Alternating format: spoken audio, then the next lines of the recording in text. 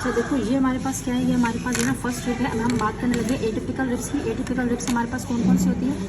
First होती है, second होती है, देन हमारे पास क्या होती है 10 होती है, 11 होती है, 12 होती है। अब हम बात करने लगे हैं फर्स्ट एटिपिकल रिब की। हाउ वी कैन आइडेंटिफाई, अगर हम देखें, देखो फर्स्ट ऑफ ऑल तो एटिपिकल, ये टिपिकल रिब है। एटिपिकल रिब में ऐसे कंपेयर करूँगी, ठीक है। ये हमारे पास क्या होती है, सबसे छोटी होती है।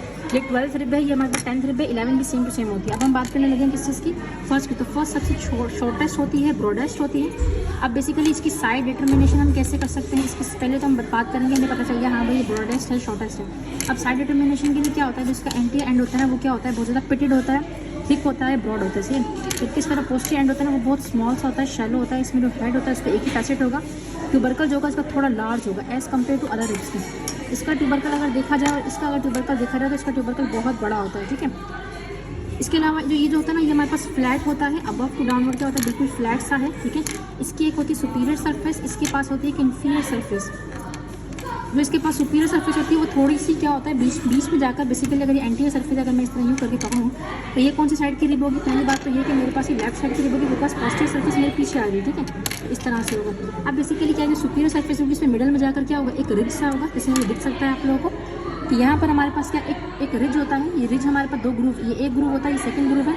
इन दोनों ग्रुप के दरमियान में एक रिज होता है, वो रिज आगे जाकर इनर बॉर्डर पर एक्सटेंड करता है, इसे हम कहते हैं स्केलियन ट्यूबरकल। ये सबक्लेवियन आर्टरी, सबक्लेवियन वेन के लिए होता है। अब बेसिकली क्या है कि इसका एक फ्लैट होती है अबव टू डाउनवर्ड, एक सुपीरियर बॉर्डर होता है, एक इंफीरियर बॉर्डर सरफेस होती है। इसी के अलावा एक इनर बॉर्डर होता है, एक आउटर बॉर्डर होता है। कोई कॉस्ट ग्रुप नहीं, कोई ट्विस्टिंग नहीं है, कोई इसमें एंगल वगैरह नहीं है।